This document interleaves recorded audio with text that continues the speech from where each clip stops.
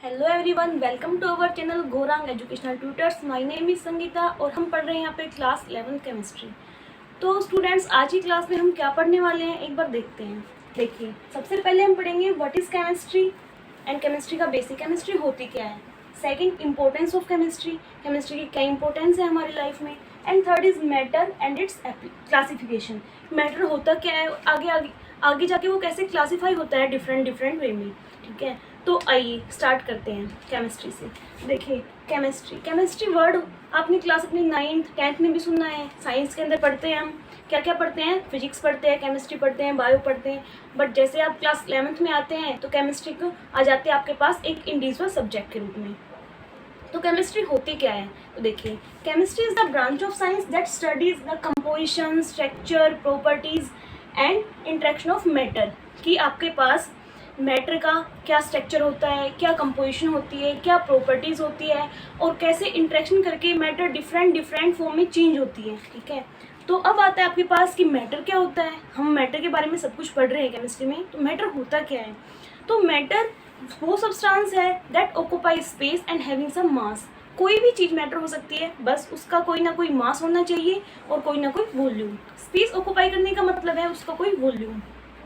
तो अब मैटर आपके पास क्या हो सकता है, कोई भी चीज़ आपको अपने सराउंडिंग में दिखाई दे रही है जिसका कुछ मास है और अपना वॉल्यूम है। ठीक है, कोई किसी स्पेस में ऑक्यूपाई कर रही है वो।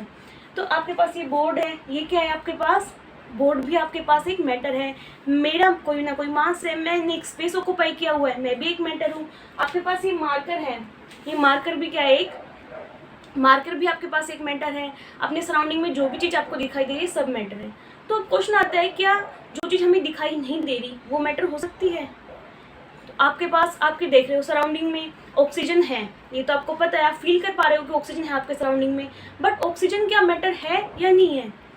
तो देखिए, मैटर की डेफिनेशन पे आते हैं कि जो जिसका कोई ना कोई मास हो, जिसकी कोई ना कोई वॉल्यूम हो।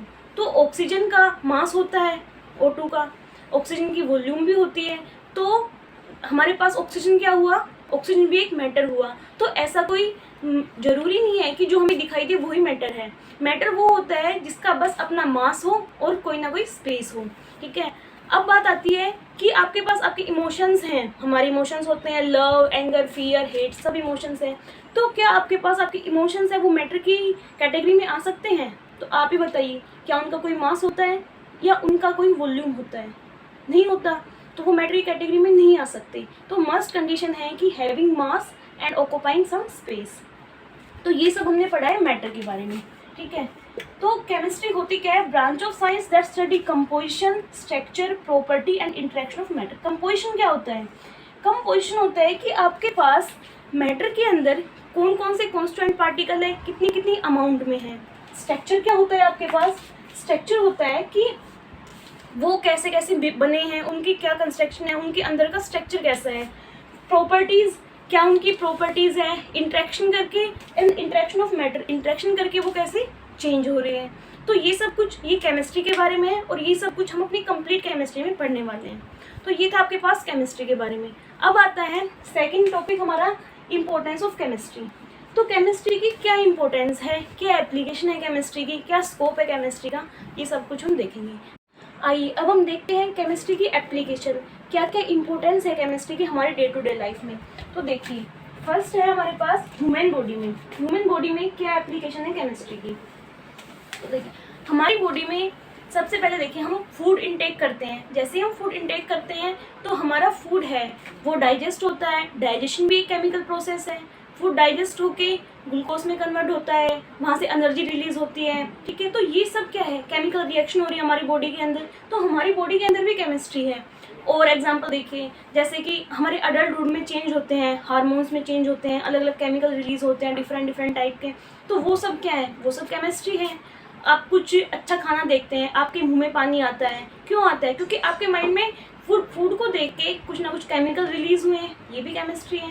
तो हमारी ह्यूमन बॉडी में भी केमिस्ट्री होती है। सेकेंड है फूड इंडस्ट्री में। फूड इंडस्ट्री में केमिस्ट्री का क्या रोल है, क्या एप्लीकेशन है। हम अपने घर से स्टार्टिंग करते हैं, अपनी किचन में देखते हैं, हम फूड को लॉन्ग टाइम तक चलाने के लिए जैसे हम पीकल डालते हैं, तो पीकल में क्या होता है, हम सॉल्ट ऐड करते हैं। सॉल्ट क्या है, एक केमिकल है, NaCl होता है। तो वो डालते हैं तो हमारा जो फूड है वो लॉन्ग टाइम तक चलता है।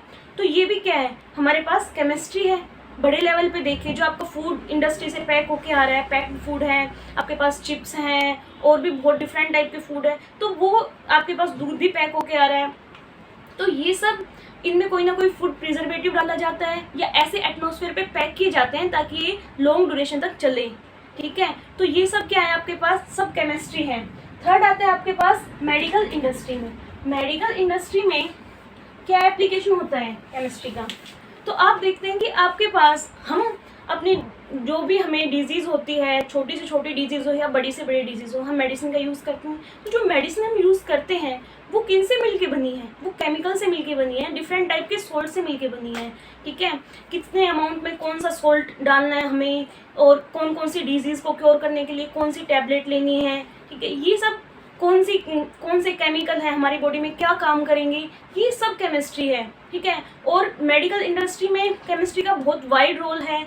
बड़ी से बड़ी डिजीज़ या छोटी से छोटी डिजीज़, सब में हम केमिकल्स का यूज़ करके अपनी मेडिसिन बनाते हैं। कौन कौन सी मेडिसिन यूज़ करते हैं हम, नॉर्मली देखिए हम एंटीबायोटिक लेते हैं, पैरासीटामोल वगैरह हो गई, और बड़ी से बड़ी डिजीज़ कैंसर है उसके लिए सिस्प्लेटिन, आपके पास एड्स है, AZT, ये सब मेडिसिन हम यूज़ करते हैं जो कि जिनके पीछे अपनी केमिस्ट्री होती है।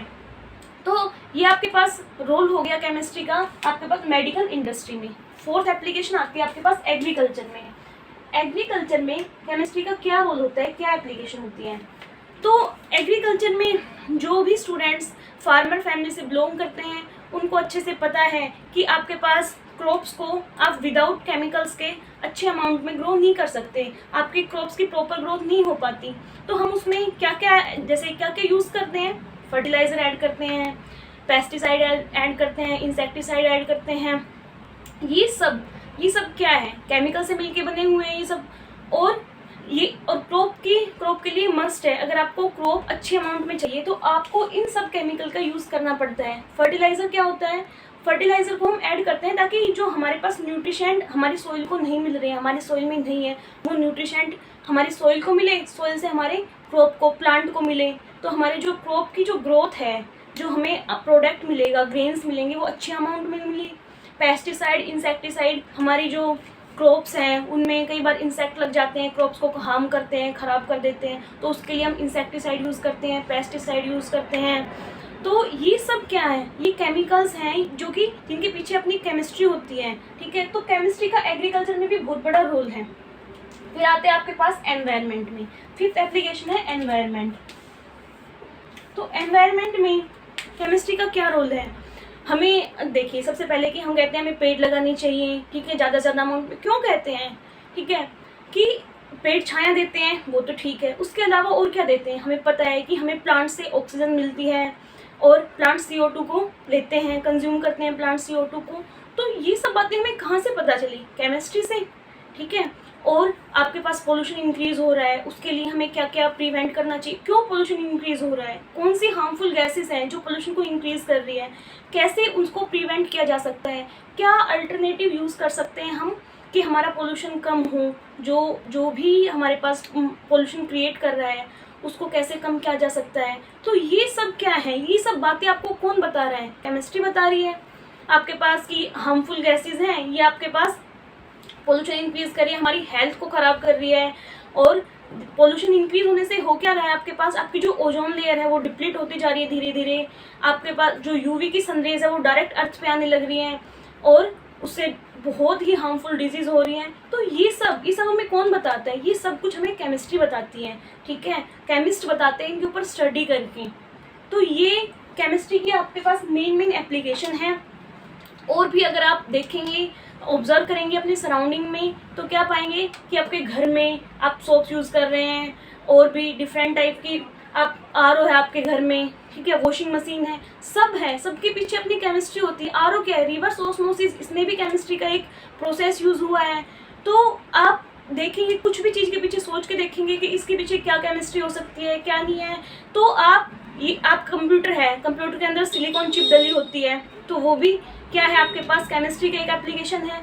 तो गाइस केमिस्ट्री की एप्लीकेशन बहुत वाइड है, ये हमने मेन एप्लीकेशन अभी केमिस्ट्री की पढ़ी है। तो आगे देखते हैं हम नेक्स्ट टॉपिक हमारा मैटर क्या होता है, which occupy space and having some mass. It is classified into further two category, physical classification and chemical classification. Physical classification क्या होता है, देखिए वर्ड से ही आपको समझ में आ रहा है कि जिसमें या तो शेप में चेंज होगा, या मैटर के टेक्सचर में चेंज होगा, या मैटर की स्टेट में चेंज होगा, ठीक है।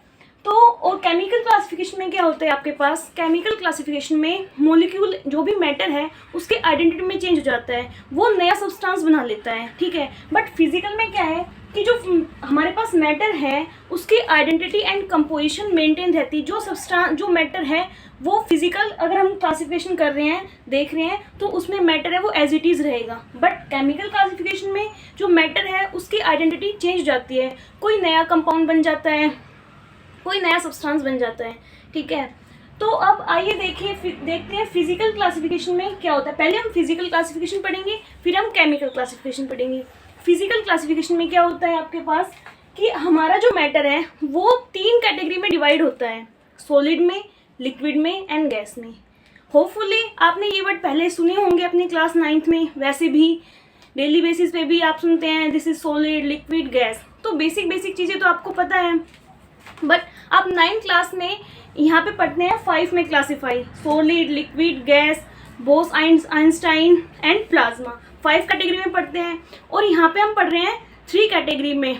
और किसके बेसिस पे पढ़ रहे हैं, जो भी मैटर है उसकी इंटरमोलिकुलर फोर्स के बेसिस पे। तो आइए देखते हैं व्हाट इज सॉलिड। सॉलिड होता क्या है, तो अगर हम देखें कि सॉलिड इसको क्या क्या इसकी प्रॉपर्टी होती है, क्या क्या होता है सॉलिड में। पहले स्ट्रॉन्ग फोर्स ऑफ अट्रैक्शन, कि सॉलिड जिन भी पार्टिकल से, जिन भी कॉन्स्टेंट पार्टिकल से मिलके बना है उनमें आपस में क्या है, स्ट्रॉन्ग फोर्स है, आपस में मॉलिक्यूल एक दूसरे से बिल्कुल अटैच है, ठीक है। जो उनकी देखिए मान लो ये आपके पास कोई सॉलिड है, तो इसमें जो भी कॉन्स्टेंट पार्टिकल है वो बिल्कुल एक दूसरे के नज़दीक है, मीन्स इनमें स्ट्रॉन्ग फोर्स ऑफ अट्रैक्शन है, ठीक है। अब स्ट्रॉन्ग फोर्स ऑफ अट्रैक्शन है तो इनकी जो शेप है वो क्या हो गई, डेफिनेट शेप हो गई। हम इसकी शेप को चेंज नहीं कर सकते, ठीक है, जो इसकी शेप है वही रहेगी, ठीक है। Third point, definite volume. अब जब इसकी शेप डेफिनेट है, पार्टिकल अरेंज है स्ट्रॉन्ग फोर्स ऑफ अट्रैक्शन से, तो इसकी जो वॉल्यूम है वो भी एक फिक्स हो जाएगी। हम कितना ही इसको कंप्रेस कर लें या कुछ भी फोर्स लगा लें, हम सॉलिड की वॉल्यूम को चेंज नहीं कर सकते, इसलिए बोलते हैं कि सॉलिड है वो डेफिनेट वॉल्यूम। रिजिडिटी की बात करते हैं। रिजिडिटी मतलब जो इसका टेक्सचर है वो इसका रिजिड रहेगा, मतलब जो है वही रहेगा, आप इसको कैसे भी करके चेंज नहीं कर सकते इजीली। फिर आता है कि ये कैसा होता है, हार्ड होता है। सॉलिड है उसको आप देखते हैं, ऑब्जर्व करते हैं, वो क्या होता है, हार्ड होता है। आपके पास कोई भी चीज़ देखिए जो सॉलिड है उसको आप इजीली नहीं ब्रेक कर सकते, ठीक है। तो ये जो हम फिजिकल क्लासिफिकेशन पढ़ रहे हैं ये हम नॉर्मल कंडीशन पे पढ़ रहे हैं। आप बोलोगे कि मैम मैं इस मार्कर को तोड़ सकता हूँ, पेन को तोड़ सकता हूँ, पेंसिल को, वो आप एक्स्ट्रा फोर्स दे रहे हैं। अब हम बात कर रहे हैं नॉर्मल कंडीशन पे, ठीक है। और अब हम बात करें कि जैसे फिक्स होता है भी, आपके पास शेप फिक्स होती है, वॉल्यूम फिक्स होता है, तो आप कहोगे कि मैम जो शुगर है हमारे पास, अगर शुगर को हम जिस कंटेनर में डालते हैं वो उसी की शेप ले लेता है, तो शुगर की तो आप फिक्स नहीं बोल सकते शेप। तो स्टूडेंट्स क्या होता है, हम शुगर के इंडिविजुअल पार्टिकल के बारे में बात कर रहे हैं, ठीक है, ना कि हम पूरी क्वांटिटी के बारे में बात कर रहे हैं। अब एक और आपके पास एग्जांपल आता है कि आपके पास रबर बैंड होता है, तो रबर बैंड को अगर आप स्ट्रेच करते हो, फोर्स लगाते हो, तो उसकी शेप क्या है, चेंज हो रही है, ठीक है। तो हमने बात की है कि फोर्स सॉलिड की चेंज नहीं हो रही, सॉरी शेप सॉलिड की चेंज नहीं हो रही, बट आपने रबर पे फोर्स लगाया है तो उसकी शेप तो चेंज हो रही है। ऐसा क्या है, तो देखिए क्योंकि हम बात कर रहे हैं यहाँ पे, फिर वही बात आती है कि हम नॉर्मल कंडीशन पे बात कर रहे हैं, आपने एक्स्ट्रा फोर्स लगाई है, ठीक है। अब आप किसी चीज़ के ऊपर एक्स्ट्रा एफर्ट लगा रहे हैं, तो हम एक्स्ट्रा एफर्ट की बात नहीं कर रहे, हम बात कर रहे हैं नॉर्मल कंडीशन पे, तो वो सॉलिड की तरह ही बिहेव कर रहा है। एक आपके पास थर्ड एग्जाम्पल आता है, किसका आता है, थर्ड एग्जाम्पल और बताइए कौन सा होता है आपके पास। थर्ड एग्जाम्पल आता है आपके पास स्पंज का। स्पंज को आप जब कंप्रेस करते हैं तो उसकी शेप चेंज हो जाती है, ठीक है तो वो सॉलिड ही, बट उसकी शेप चेंज क्यों हुई, क्योंकि देखिए स्पंज के अंदर क्या होते हैं, पोर्स होते हैं, टीनी पोर्स होते हैं, और उन पोर्स में एयर होती है, गैस होती है, और जो एयर आप जब उसके ऊपर थोड़ा बहुत भी प्रेशर लगाते हो, इवन अगर उसको हम पकड़ते भी हैं तो भी वो कंप्रेस हो जाता है, बिकॉज उसकी जो टीनी पोर्स है उनके अंदर है एयर। तो एयर तो हमारे पास कंप्रेसिबल होती है, हम पढ़ेंगे अभी आगे, ठीक है। उस एयर की वजह से जो आपका स्पंज है उसकी शेप चेंज हो गई, जब मतलब टच करते ही उसको पकड़ते थोड़ा सा फोर्स लगाते के साथ, ठीक है। अब बात आती है कि जो सॉलिड है उसमें जो पार्टिकल है वो एक दूसरे से बिल्कुल अटैच है, ठीक है, एक दूसरे के बिल्कुल नियर है, स्ट्रॉन्ग फोर्स ऑफ अट्रैक्शन है, तो इनके पार्टिकल में तो कोई मूवमेंट नहीं हो सकता, ठीक है। हाँ, ये बात तो सही है कि मूवमेंट नहीं हो सकता, बट जो इसके कांस्टेंट पार्टिकल हैं वो अपनी पोजीशन पे वाइब्रेट कर सकते हैं, ठीक है। तो जो इनके कांस्टेंट पार्टिकल है वो अपनी पोजीशन पे ही रोटेट करते हैं, वाइब्रेट करते हैं, तो उसको वाइब्रेटरी मोशन बोलते हैं, ठीक है। ये बात है एक सॉलिड में। अब हमारे पास एक चीज और आती है सॉलिड के बारे में कि सॉलिड अगर आप क्लास 12th में पढ़ेंगे, आपके पास पूरा चैप्टर आता है, अभी तो वो चैप्टर कट कर दिया गया आपके सिलेबस से, तो सॉलिड के बारे में इन डिटेल पढ़ते हैं हम वहाँ पे। सॉलिड के जैसे अरेंजमेंट के बेसिस पे सॉलिड को 2 पार्ट्स में क्लासिफाई किया गया है, crystalline solid and amorphous solid. तो जिसमें प्रॉपर अरेंजमेंट होती है उसको क्रिस्टलाइन सॉलिड बोलते हैं, और जहाँ पे इरेगुलर अरेंजमेंट होती है उसको अमरफस सॉलिड बोलते हैं। जो इंटरमोलिकुलर फोर्सेज हैं सॉलिड के कांस्टेंट पार्टिकल के बीच में वो काफ़ी स्ट्रॉन्ग होती है, और इनके इस पूरे बिहेवियर का रीज़न वो इंटरमोलिकुलर फोर्स ऑफ अट्रैक्शन ही है, जिसकी वजह से इनकी जो शेप है वो क्या होती है, डेफिनेट होती है, वॉल्यूम डेफिनेट होती है, रिजिड होती है, ये हार्ड होते हैं, सब कुछ सारा खेल इनकी स्ट्रॉन्ग फोर्स ऑफ अट्रैक्शन का है, ठीक है। एक और चीज़ देख लेते हैं, ये टेम्परेचर के साथ कैसे बिहेव करते हैं, ठीक है।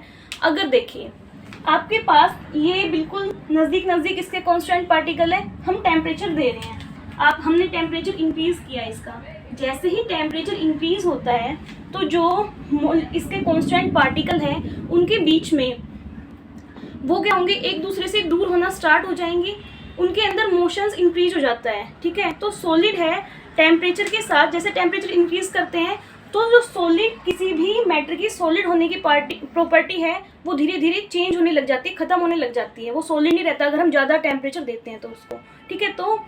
तो ये था आपके पास सॉलिड के बारे में। अब आता है लिक्विड। What is liquid? तो आपको पता है लिक्विड क्या होता है, वाटर लिक्विड है, ऑयल लिक्विड है, आपके सराउंडिंग में आप इजीली आइडेंटिफाई कर सकते हो व्हाट इज लिक्विड। अब लिक्विड में कैसे होती है फोर्स ऑफ अट्रैक्शन, क्योंकि जो इनका फोर्स ऑफ अट्रैक्शन है वही डिसाइड कर रहा है कौन सॉलिड है, कौन लिक्विड है, कौन गैस है, ठीक है। तो इसमें जो पार्टिकल हैं वो थोड़ी थोड़ी दूर होते हैं as compare to solid. Solid के कंपैरिजन में इनमें जो फोर्स है वो थोड़ी वीक होती है, ठीक है। फोर्स स्ट्रॉन्ग ऑफ मतलब कॉन्स्टेंट पार्टिकल में जो फोर्स है अट्रैक्शन की वो थोड़ी कम होती है, जब फोर्स कम है तो पार्टिकल थोड़ी थोड़ी दूरी पे हैं। अब पार्टिकल दूर है तो इनकी जो शेप है वो क्या है, इनकी शेप है डेफिनेट नहीं होती इनकी शेप, ठीक है। इनकी शेप हम जिस भी कंटेनर में डालते हैं उसकी शेप ये गेन कर लेते हैं, वो आप ऑब्जर्व करते हैं अपनी डेली लाइफ में। आप वाटर को बोतल में डालोगे वो बोतल की शेप ले लेगा, ग्लास में डालते हैं ग्लास की शेप ले लेता है, किसी भी कंटेनर में डालोगे वो उसकी शेप गेन कर लेता है, तो इसकी डेफिनेट शेप तो नहीं होती। वॉल्यूम की बात करें तो आप सोचो कि आपके पास 1 लीटर वाटर है, आपने उसको ग्लास में डाला है, तो ग्लास में 1 लीटर का बोतल में से जब आपने ग्लास में डाला है तो 1 लीटर है तो 1 लीटर ही रहेगा, ऐसा तो नहीं है कि वो कम हो जाएगा अगर आपने कम्प्लीटली उसको डाला है तो, ठीक है। तो इनकी जो वॉल्यूम है वो क्या होती है, फिक्स रहती है, डेफिनेट वॉल्यूम होती है लिक्विड की। फिर आता है रिजिड होता है या नहीं होता। तो स्टूडेंट्स लिक्विड है वो नॉन रिजिड होता है, क्योंकि अब पार्टिकल थोड़ा थोड़ा दूर है, आप थोड़ी बहुत भी अगर फोर्स लगाएंगे तो इसकी शेप है वो चेंज हो जाती है, ठीक है। तो ये आपके पास नॉन रिजिड होता है। फिर आता है अगर लिक्विड सॉलिड से कंपैरिजन करें तो ये थोड़ा सॉफ्ट होता है। आप कभी भी ऑब्जर्व करना, आपके पास जो पैक्ड मिल्क आता है तो अगर आप उसको थोड़ा बहुत भी उसके ऊपर थोड़ा बहुत फोर्स लगाते हो तो थोड़ी बहुत उनकी शेप है वो वेरी कर जाती है, ठीक है। जो भी उसमें पैक होता है उसकी थोड़ी बहुत शेप है वो चेंज हो जाती है। तो यह था आपके पास लिक्विड के बारे में। अब आता है गैस। तो गैस की जो कॉन्स्टेंट पार्टिकल्स हैं उनमें जो फोर्स ऑफ अट्रैक्शन है वो बहुत कम होती है। फोर्स ऑफ अट्रैक्शन वीक होने के कारण इनकी जो पार्टिकल्स हैं वो बहुत दूर दूर होते हैं, ठीक है। अब फोर्स ऑफ अट्रैक्शन वीक है, पार्टिकल्स दूर दूर हैं, ठीक है। ये मेन बात है गैस के बारे में। तो जब वीक फोर्स है तो इनकी शेप डेफिनेट नहीं हो सकती। एक पार्टिकल वहाँ पे है, एक पार्टिकल वहाँ पे है, तो क्या इनकी शेप फिक्स हो सकती है? नहीं हो सकती, ठीक है। ऐसे ही वॉल्यूम भी इनकी पार्टिकल की डिस्टेंस बहुत ज़्यादा होने की वजह से वॉल्यूम भी इनकी डेफिनेट नहीं होती। थर्ड आता है रिजिडिटी। तो ये नॉन रिजिड होते हैं। ये तो आप ऑब्जर्व करते हैं, आप कभी भी बैलून में जब गैस फिल करते हैं उसके बाद उसको थोड़ा सा भी पुश करते हैं तो बैलून है उसकी शेप चेंज हो जाती है, ठीक है। जहाँ से आप फोर्स लगाते हैं वहीं से वो प्रेस हो जाता है। तो ये आपके पास जो गैस हैं वो नॉन रिजिड होते हैं और सॉफ्ट होते हैं, ठीक है। कैसे होते हैं? सॉफ्ट होते हैं। यही रीज़न होता है सॉफ्ट होने का कि पार्टिकल दूर दूर है और इनके बीच में ना कोई फोर्स ऑफ अट्रैक्शन है, और फोर्स ऑफ अट्रैक्शन वीक होने की वजह से इनका जो टेक्सचर है वो कैसा है? सॉफ्ट है। तो ये था आपके पास सॉलिड, लिक्विड एंड गैस के बारे में। अब देखते हैं कि कैसे आपके पास सॉलिड है वो लिक्विड में चेंज होता है, लिक्विड है वो गैस में चेंज होते हैं टेम्परेचर के साथ साथ। देखिए स्टूडेंट्स, कैसे आपके पास सॉलिड लिक्विड में चेंज होता है, लिक्विड गैस में, या सॉलिड गैस में, कैसे ये आपस में चेंज होते हैं टेम्परेचर के बेसिस पे। तो जैसे ही आपको पता है जो हमारे पास सॉलिड है, सॉलिड में जो पार्टिकल हैं, पार्टिकल कैसे होते हैं आपके पास? क्लोजली पैक्ड होते हैं। बट जब आप इनके ऊपर टेम्परेचर अप्लाई करते हैं तो जो पार्टिकल है इनकी जो फोर्स ऑफ अट्रैक्शन है, ठीक है, वो क्या होने लगती है? वीक होने लगती है। जब फोर्स ऑफ अट्रैक्शन वीक हो रही है तो पार्टिकल हैं वो आपस में थोड़ा सा दूर दूर हो जाएंगे, ठीक है। पार्टिकल दूर दूर होने के बाद ये मूवमेंट करना स्टार्ट कर देंगे, ठीक है। और आपने लिक्विड में पढ़ा है जो पार्टिकल हैं वो थोड़ा थोड़ा दूर होते हैं और थोड़ा मोशन भी करते रहते हैं। तो जब हमने टेम्परेचर इंक्रीज किया है तो सॉलिड किस में चेंज हुआ है? इस प्रोसेस से सॉलिड लिक्विड में चेंज हुआ है। क्यों हुआ है? क्योंकि जैसे ही टेम्परेचर इंक्रीज हुआ है इनकी जो इंटरमोलिकुलर फोर्सेस थी वो वीक हो गई।